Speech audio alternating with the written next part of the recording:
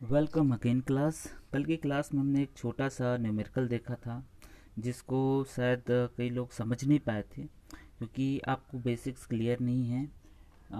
Basically आपको जब AC circuit के न्यूमेरिकल करने रहते हैं तो आपको सबसे ज़्यादा कॉम्प्लेक्स नंबर का बेसिक नॉलेज होना चाहिए कि कब हमको कॉम्प्लेक्स फॉर्म में भी दो फॉर्म होते हैं, एक रेक्टेंगुलर फॉर्म एक पोलर फॉर्म।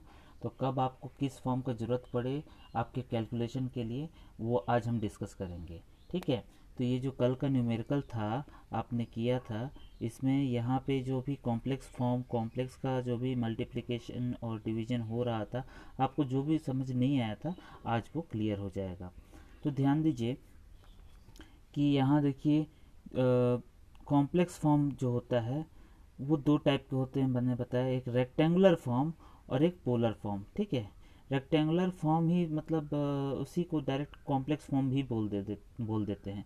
ठीक है, तो ये रेक्टेंगुलर फॉर्म मतलब a प्लस आई बी या जे बी वाला जो भी फॉर्म आता है उसको रेक्टेंगुलर फॉर्म बोलते हैं। ऐसा कॉम्प्लेक्स नंबर में आपने पढ़ चुका है।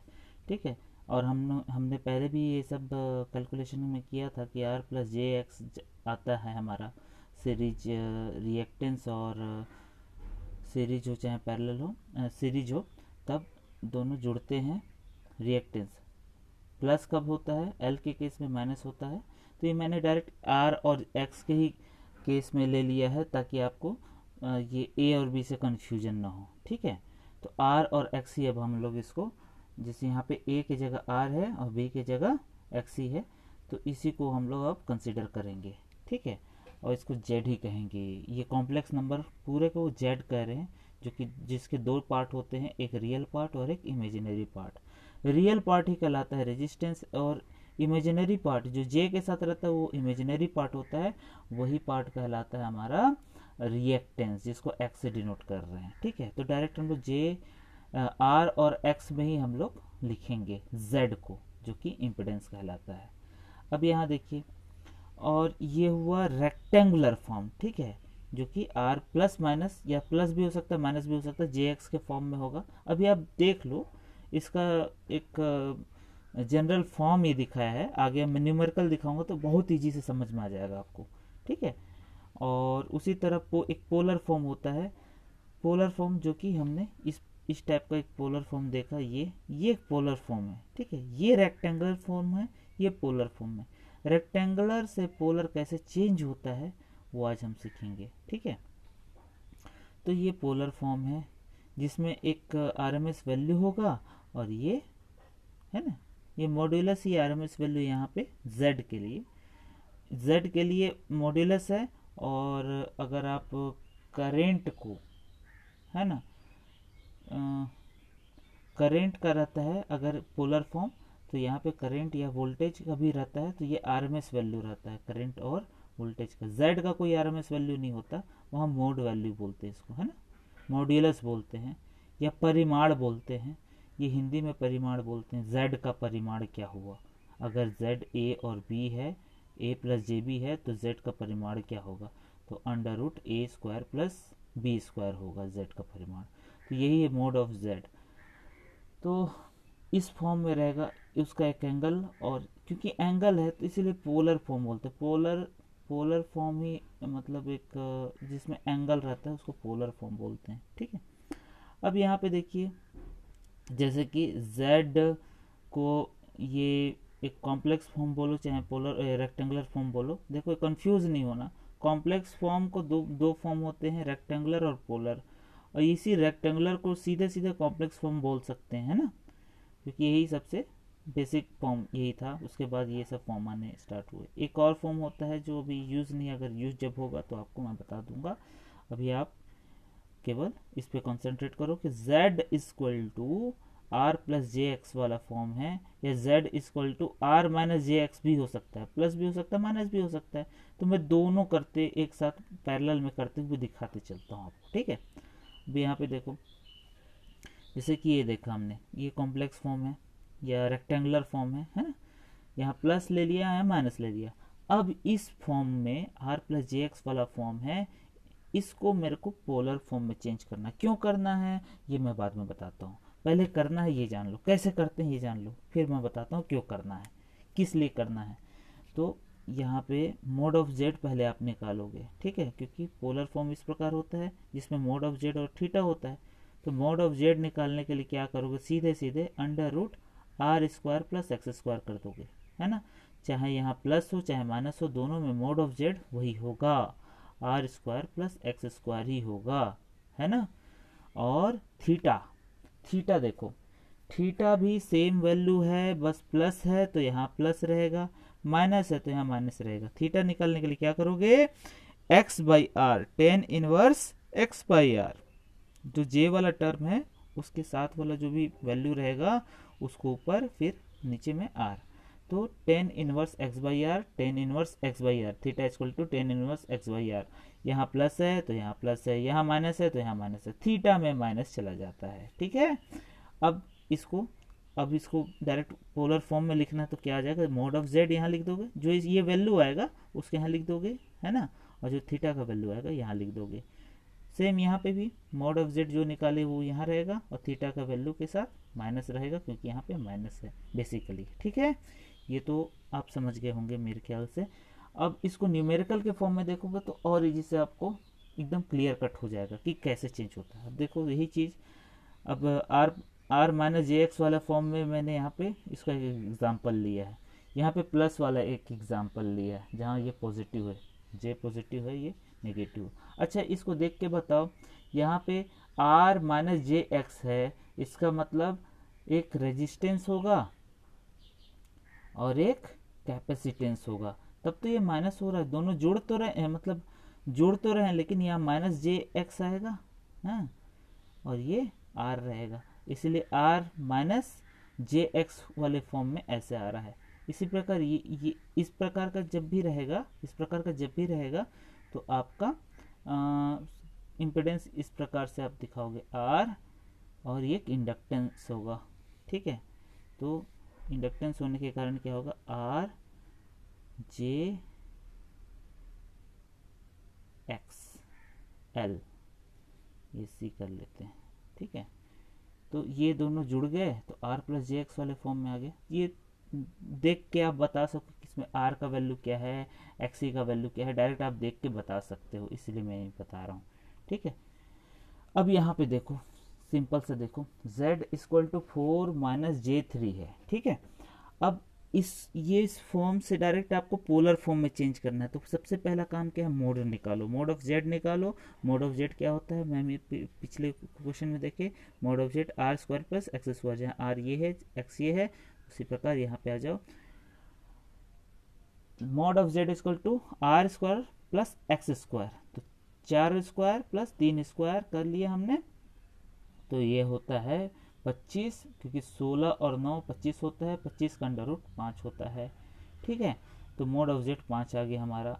उसी तरह देखो, ये जहाँ माइनस आया, ये माइनस को सीधे यहाँ माइनस लगा, थीटा के साथ आए तो सामने में माइनस लगा दो, और ये 10 इनवर्स क्या हो जाएगा, जो जे के साथ है वो ऊपर, फिर इसका आर वाला वैल्यू नीचे, तो जे के ऊपर जे के साथ वाला वैल्यू एक्स कहलाएगा, तो ये 3/4 हो जाएगा, 3/4, 10 इनवर्स 3/4, और ये हो जाएगा, इसका वैल्यू आप कैलकुलेटर से निकालोगे तो ये आता है, शिफ्ट के साथ 10 दबा दोगे तो 10 इनवर्स आ जाएगा, फिर 3/4 करोगे तो ये आ जाएगा 36.87।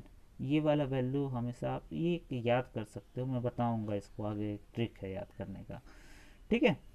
ये तो बिना कैलकुलेटर से मैंने निकाला, क्योंकि ये एक स्टैंडर्ड फॉर्म, एक ट्रायंगल होता है 3, 4 और 5 का, ठीक है। उसी तरह 6, 8 और 10 का होता है, तो ये बताऊंगा बाद में, पहले इतना आप याद रखो, ये इसको भी कैलकुलेटर से ही निकाल के आप जानो। अब इसके बाद ये रेक्टेंगुलर फॉर्म था, है ना। अब इसको पोलर फॉर्म में लिखेंगे, z इक्वल टू, यहाँ पे मोड ऑफ जेड आएगा, तो मोड ऑफ जेड जो हमने निकाला वो 5 लिख दिया, और एंगल निकाला, जो एंगल के साथ ये 10 के साथ माइनस थीटा आएगा, ये माइनस 36.87 आ गया, समझ में आ गया, ये खत्म। देखो माइनस का है, एंगल में माइनस चला जाएगा, यहाँ माइनस है वो एंगल में चला जाएगा, सीधे सीधे निकालना वैसे ही है, 3 और 4 को ही देख के निकालना है, और जो भी माइनस एंगल है दोनों का, ये सामने 10 के थीटा के सामने आ जाएगा, बस ये माइनस एंगल थीटा के सामने आ जाएगा, तो यहाँ पे डायरेक्ट ये माइनस यहाँ आ जाएगा, है ना, समझ में आ जाए। यहाँ पे तो जब प्लस रहेगा तो देखो मॉड ऑफ जेड तो दोनों में सेम रहेगा, ठीक है, निकालने का तरीका दोनों में सेम रहेगा। क्या करना है, 6 स्क्वायर प्लस 8 स्क्वायर करना है, उसी तरह 4 स्क्वायर प्लस 3 स्क्वायर करना था, ये देखो उसी तरह 6 स्क्वायर प्लस 8 स्क्वायर करते हैं तो 10 आता है, ये आता है, आप याद कर लो। 6 का स्क्वायर 36 होता है, 8 का स्क्वायर 64 होता है, दोनों जोड़ोगे 100 होगा, 100 का अंडर रूट करोगे तो 10 आएगा। अब यहाँ पे देखो थीटा वैसे निकाले 8/6 टेन इनवर्स 8/6 कर दिए हमने, तो ये 53.13 आता है। ये भी आप याद कर सकते हो, मैं बताऊंगा किस तरह ट्रिक है आगे। तो ये आपका थीटा निकल गया। अब देखो यहाँ पॉजिटिव था तो यहाँ पॉजिटिव ही रहेगा, यहाँ माइनस लगाने की जरूरत नहीं है, मतलब लगाना ही नहीं है, होगा ही नहीं। और ये है z इक्वल टू क्या आ जाएगा, मॉड ऑफ जेड हमने निकाला 10, तो यहाँ 10 लिख दिया। थीटा तो थीटा एट एंगल, ये एंगल इसको एंगल कहते हैं, एट एंगल 53.13। इतना तो मेरे ख्याल से आपको क्लियर हो गया होगा कि जब भी पोलर फॉर्म रेक्टेंगुलर फॉर्म दिया है तो उसको पोलर फॉर्म में किस प्रकार चेंज किया हमने, ऐसे समझ में आ गया। अब देखो अगर पोलर फॉर्म में दिया है तो रेक्टेंगुलर फॉर्म में भी चेंज कर सकते हैं। कैसे, अगर देखो अगर जब z equal to mod of z theta वाले फॉर्म में है, यहाँ प्लस थीटा यहाँ माइनस थीटा, तब r और x में अगर आप तोड़ोगे इसको तो कैसे टूटेगा, तो r equal to mod of z, ये मॉड ऑफ जेड आएगा, कॉस फिर ये थीटा लिख दोगे, इसका वैल्यू कैलकुलेट करोगे। मॉड ऑफ जेड का वैल्यू जैसे कुछ होगा, यहाँ पे 5 होगा, एट एंगल 30 होगा, तो यहाँ 5 लिखोगे, कॉस 30 लिखोगे, इसको कैलकुलेटर में लिखोगे तो जो भी वैल्यू आएगा वो r का वैल्यू रहेगा, फिर x का वैल्यू, r और x का वैल्यू यहाँ निकल जाएगा। उसी तरह अगर mod of z theta minus में है तो r का वैल्यू तो सेम रहेगा, r कभी भी नेगेटिव नहीं होता, इसीलिए r का वैल्यू सेम है, नेगेटिव बस x हो सकता है, तो x यहाँ पे अगर थीटा नेगेटिव हो तो x भी नेगेटिव हो जाएगा, डायरेक्ट यहाँ नेगेटिव उतार दो, mod of Z sine theta, ठीक है, r के साथ कॉस थीटा, x के साथ साइन थीटा, ये याद रखना, ये कभी कंफ्यूजन बहुत होता है, पहले कॉस फिर साइन, c पहले आता है इससे, ऐसे याद कर लो तो ये आपको कंफ्यूजन दूर हो जाएगा कभी भी, ठीक है। r कॉस थीटा ही r के साथ z कॉस थीटा ही होगा, ये याद रखना। फिर ये थीटा माइनस है तो यहाँ माइनस आ जाएगा x ही प्लस माइनस हो सकता है, z कभी नहीं, r कभी नहीं हो सकता है, ठीक है। अब देखो यहाँ पे हमने r भी कैलकुलेट कर लिया, x भी कैलकुलेट कर लिया, तो z को अब लिख दो, ये पोलर था, ये रेक्टेंगुलर फॉर्म में r का वैल्यू r, ये जो कैलकुलेट करोगे वो वैल्यू, और ये x वैल्यू प्लस होगा क्योंकि थीटा प्लस है। उसी तरह यहाँ पे r जो कैलकुलेट किया ये लिख लिया मैंने r, और x के वैल्यू में माइनस आ जाएगा, ये जो वैल्यू था उसी कारण ये माइनस आ रहा है, माइनस jx, है ना। अब यहाँ पे अलग से जो x हमें माइनस नहीं लिखना है, ये माइनस वही माइनस में दिखा रहा हूँ आपको, है ना। अब देखिए आगे, अब इसका एग्जांपल से समझ लीजिए। एग्जांपल क्या है, जैसे अगर z दे दिया हमारा 5 एट एंगल 53.13, ठीक है, तब हमारा r कैलकुलेट कीजिए, ये पोलर फॉर्म में, इसको रेक्टेंगुलर फॉर्म में चेंज करना है इस फॉर्म में, तो क्या होगा, r equal to mod of z पहले लिखो, जो भी मोड है यहाँ लिख लो, कॉस लिखो और ये थीटा उतार दो, ठीक है। इसको कैलकुलेटर से कैलकुलेट करो, यही किया है हमने, मॉड ऑफ जेड लिया कॉस लिया और थीटा लिया, तो इस तरह r कैलकुलेट हो जाएगा, ठीक है। 5 कॉस 53.13, इसको कैलकुलेटर में करके देखना, ये 3 आएगा, और करके एक बार देख लेना तुम लोग, है ना, तब तुमको समझ में आएगा अच्छे से, कैलकुलेटर चलाना भी आ जाएगा। उसी तरह x निकालना है तो x क्या हो जाएगा, 5 साइन, है ना, साइन आएगा, कॉस ऊपर हो r के साथ, x के साथ साइन, 5 साइन थीटा का वैल्यू जो है लिख दिया हमने, इसको कैलकुलेटर से करोगे तो 4 आता है, तो z आपका डायरेक्ट निकल जाएगा, r का वैल्यू रखो और x का वैल्यू रखो, r का वैल्यू 3 और x का वैल्यू 4, तो ये z आ गया। उसी तरह अगर माइनस थीटा वाले हैं केस में क्या करना है, r तो पॉजिटिव ही रहेगा, तो 13 कॉस ये 36.187 आप डायरेक्ट लिखोगे तो ये 12 आ जाएगा x, एक मिनट, ये x लिख के है, ये r होगा, सॉरी, है ना, r इक्वल टू 12, है ना, यही r का वैल्यू, इसको कैलकुलेट करोगे तो 12 आता है। अब x का वैल्यू कैलकुलेट करना है, क्योंकि पोलर से आपको रेक्टेंगुलर में चेंज करना है, तो r पहले कैलकुलेट किए, ये r12 आ गया, अब x कैलकुलेट करेंगे। x में देखो डायरेक्ट माइनस उतार दो, क्योंकि यहाँ पे माइनस है, एंगल जो है थीटा माइनस में है, तो ये माइनस उतार दो, फिर 13 लिखो, साइन का वैल्यू, साइन के साथ थीटा लिखो, 36.187 लिखो, तो ये जो वैल्यू है ये आएगा आपका -9। तो z आप डायरेक्ट लिख दोगे क्या, 12 है ना, ये r का वैल्यू 12 माइनस j9, -j9, ये अलग से माइनस नहीं है, वही ये इसी माइनस के कारण यहाँ पे बीच में माइनस आ गया है, ठीक है। 12 - 9, अब ये हमेशा अब याद रखो। देखो यहाँ पे आप रेक्टेंगुलर फॉर्म देखोगे, यहाँ माइनस रहेगा बीच में तो एंगल भी माइनस रहेगा, यहाँ पॉजिटिव है तो एंगल भी पॉजिटिव रहेगा। सेम इट इज़ किसी भी केस में देख लो, है ना, यहाँ माइनस है एंगल में तो यहाँ पे भी माइनस है, यहाँ पॉजिटिव है, यहाँ पॉजिटिव है, तो ये हमेशा याद रखना, कभी भी साइन में गलती मत कराना। अब इतना समझ में मेरे ख्याल से आपको क्लियर हो गया होगा, ठीक है। अब जानो कि हमको पोलर से रेक्टेंगुलर और रेक्टेंगुलर से पोलर करने की ज़रूरत क्यों आन पड़ी, क्यों करते हैं, क्या ज़रूरत है, कोई ज़रूरत होगा तब तो करवा रहा हूँ, ऐसे तो नहीं है कि कोई भी तुमसे मेहनत कराया जा रहा है, ऐसे कुछ नहीं है। अब आप समझोगे कि क्यों कराया जा रहा था। अब देखो, जब भी जब भी कैलकुलेशन में जब भी दो कॉम्प्लेक्स नंबर को एडिशन या सब्ट्रैक्शन करना, जोड़ना या घटाना रहता है, ठीक है, तो जोड़ना या घटाना है तो आप कॉम्प्लेक्स नंबर है, कॉम्प्लेक्स नंबर अगर z है, दो प्रकार के z है ना, z जुड़ेगा घटेगा कब, जुड़ेगा, जुड़ता ही समझिए, जुड़ेगा कब, अभी आप क्लियर हो जाएगा, जुड़ेगा कब, जब सीरीज में दो z कनेक्ट हो, दो z को सीरीज में आप कनेक्ट कर दो, ये z1 और ये z2 है ना, z1 और ये z2 है, तब आपको दोनों का, ये दोनों का इक्विवेलेंट निकालना है, यहाँ पे जो आएगा ये इस कोने से इस कोने का निकालना है, तो दोनों जुड़ जाता है, जैसे r जुड़ता है तो उसी तरह z भी जुड़ता है ना, तो इस z का इक्विवेलेंट निकालना है तो दोनों जोड़ोगे, तब दोनों जोड़ोगे, अगर ये z पोलर फॉर्म में दिया हुआ तब नहीं जुड़ेगा।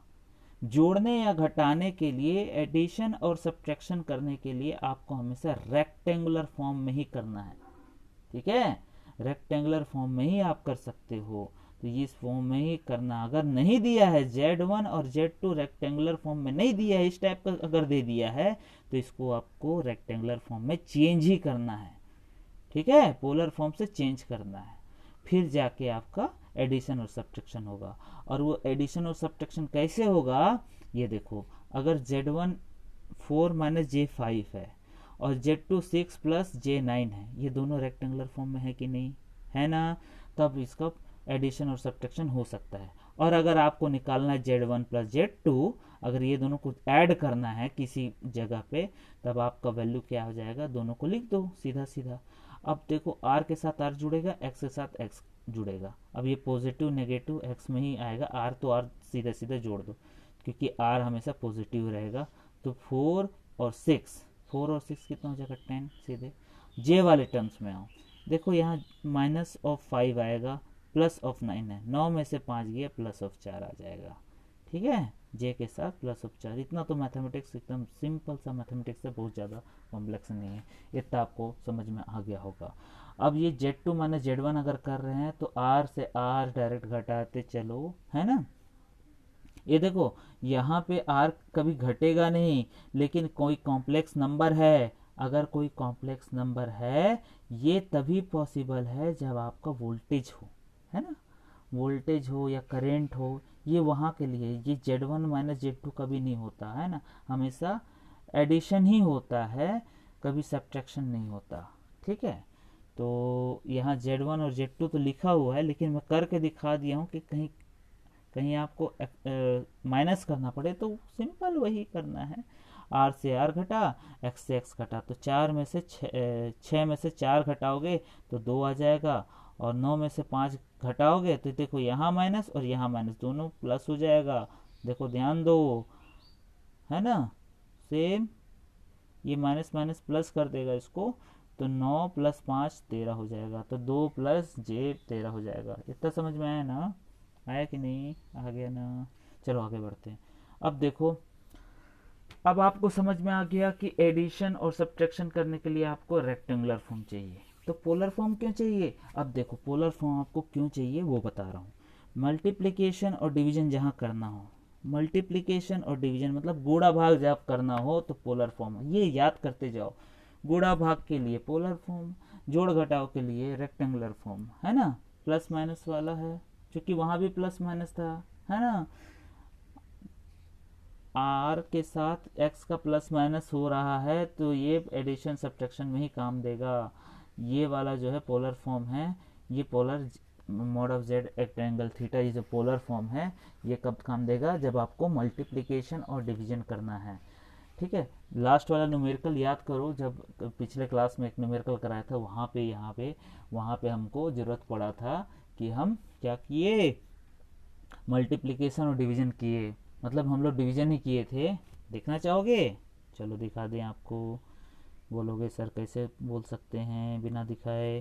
तो ये देखो, यहाँ पे हम लोग v बाई जेड किए, यहाँ v इस पोलर फॉर्म में लिखे और z को भी पोलर फॉर्म में लिखे। क्यों लिखे? देखो यहाँ रेक्टेंगुलर फॉर्म में था, इसको पोलर फॉर्म में पहले चेंज किया गया, फिर जाके ऐसा कैलकुलेशन, क्योंकि यहाँ पे डिवीजन करना है, भाग करना है, तो मेरे को पोलर फॉर्म में ही कर पाऊंगा, या गुणा करना रहता तो पोलर फॉर्म में ही कर पाता, इसीलिए मेरे को पोलर फॉर्म में चेंज करना पड़ा, है ना, तब जाके हुआ। अब ये कैसे करते हैं, कैसे करते हैं पोलर फॉर्म में चेंज, ये आपको बता चुका हूँ। अब बस हम लोग देखेंगे कि कैलकुलेशन कैसे करते हैं, कि मल्टीप्लिकेशन और डिवीजन कैसे करते हैं पोलर फॉर्म में ला के। तो अगर रेक्टेंगुलर फॉर्म में कुछ दे दिया है पहले से, तो उसको ज़रूर से ज़रूर पोलर फॉर्म में चेंज कीजिए, क्योंकि अगर आपको मल्टीप्लिकेशन और डिवीजन करना है तो आपको पोलर फॉर्म में ही करना पड़ेगा। समझ में? आजकल के कैल्सी में किसी भी फॉर्म में लिखो हो जाता है, ठीक है, लेकिन आपको स्टैंडर्ड इसलिए बताया जा रहा है क्योंकि एग्ज़ाम में तो पूछता है, एग्ज़ाम में आपको पूछेगा ही कि इस टाइप का दो नंबर दे दिया, दो पोलर वाला, दो रेक्टेंगुलर में दो नंबर दे दिया, मान के चलो ये दोनों नंबर दे दिया। अब बोलेगा Z1 बाई Z2 निकालो, ठीक है, Z1 बाई Z2 निकालो। कैसे निकालोगे? ऐसे तो निकलेगा नहीं सीधे सीधे, ना कि कैलसी से आप निकालोगे। उसके लिए आपको ये दोनों फॉर्म को पोलर फॉर्म में चेंज करना पड़ेगा, ठीक है। पोलर फॉर्म में पहले तो चेंज करो, फिर अब कैसे करना ये दिखाता हूँ। वो तो और इजी हो गया। कैसे इजी हो गया? देखो, a बाई बी करना है, a बाई बी मतलब a से भाग करना है b को, नहीं, हाँ, a को भाग करना है b से, है ना, a बाई बी। तब ये क्या होगा, 15 एट एंगल 30 ऊपर लिखाएगा। ध्यान देना, ध्यान से, एकदम ध्यान से। 15 एट एंगल 30 -30 है तो ऊपर लिखाएगा, और b जो है नीचे था तो ये इसका वैल्यू भी नीचे आएगा ना, तो 3 एट एंगल 90 चलेगा। आगे बढ़ो। अब देखो यहाँ पे भाग केवल ये वाला चीज पे, चूंकि भाग कर रहे हैं तो यहाँ भाग सीधे सीधे होगा, जो भी आपका मोड वाला वैल्यू है ना, एंगल के सामने वाला वैल्यू से भाग होता है, और एंगल का प्लस माइनस होता है। जैसे यहाँ पे क्या होगा, भाग होगा 15/3 क्या हो जाएगा 5, जो कि 5 दिख रहा है आपको, दिख रहा है ना। और एंगल वाले टर्म्स में क्या होगा, जब भी भाग करते हैं तो ऊपर से नीचे को माइनस करते हैं, तो यहाँ -30 में -90 होगा तो -120 हो जाएगा। समझ क्लियर है? क्योंकि ये माइनस है और ये ऊपर जाके -90 होगा, है ना, ये हो जाएगा क्या, -90 होगा, तो -30 -90 क्या बनेगा, -120 बनेगा। अब देखो, अगर गुणा करना है या मल्टीप्लिकेशन करना है तब क्या होगा, तो गुणा और मल्टीप्लिकेशन में जो भी ये सामने वाले टर्म्स होते हैं यही गुणा भाग होते हैं, और ये प्लस और या माइनस होंगे। प्लस कब होंगे, जब गुणा करते हैं, जब गुणा कर रहे हैं तो एंगल प्लस होंगे। एंगल ये 30 और ये 90 है, तो ये देखो यहाँ पे डायरेक्ट प्लस किया हूँ। क्यों प्लस किया? तो ये तो सीधे वैल्यू उतरेगा ही, -30 तो -30 होगा, और ये अगर -90 भी रहता तो ये -90 होता, है ना। हम प्लस ही कर रहे हैं क्योंकि इसका वैल्यू प्लस पॉजिटिव, तो यहाँ पॉजिटिव आ रहा है। ये बस आप ध्यान रखो, जो वैल्यू हो वो तो आप उतारोगे ही, और जो एंगल है गुणा में प्लस होगा और यहाँ माइनस होगा, है ना। तो ये भी आप यहाँ ध्यान दो कि हो क्या रहा है, ये नहीं कि यहाँ पे तो प्लस हो गया सर तो आप कैसे पढ़ा रहे हो, ऐसा कुछ नहीं है। ये ऊपर जाके -90 बनाया, जैसे -90 बनाया तो -120 हो गया, घट ही रहा है ना। घट ही रहा है, जुड़ नहीं रहा है, वो घट रहा है क्योंकि -30 है, इस कारण वो -120 हो गया। इसी तरह यहाँ पे भी ये दोनों प्लस हो रहे हैं, ये ये 30 और ये 90 प्लस हो रहे हैं क्योंकि 90 पॉजिटिव ही है तो पॉजिटिव ही रहेगा। अब यहाँ पे -30 + 90 करोगे तो 60 आएगा, है ना। अब यहाँ पे घट गया है भले, लेकिन यहाँ पे हमेशा प्लस ही हो रहा है, ये ध्यान दो। गुणा है तो एंगल प्लस होगा, और जो सामने वाले वैल्यू होते हैं ये हमेशा गुणा है तो गुणा होगा, भाग है तो भाग होगा, है ना। मेरे ख्याल से आज का टॉपिक क्लियर होगा सबको, और फिर भी कुछ डाउट है तो आप कमेंट सेक्शन में पूछ सकते हैं। और इसके अलावा मैं एक असाइनमेंट आपको दूंगा जिसको आपको सबको करके दिखाना है, ठीक है। तो thank you class, I hope तुमको बहुत कुछ आज जानने को मिला होगा। तो गॉड ब्लेस यू।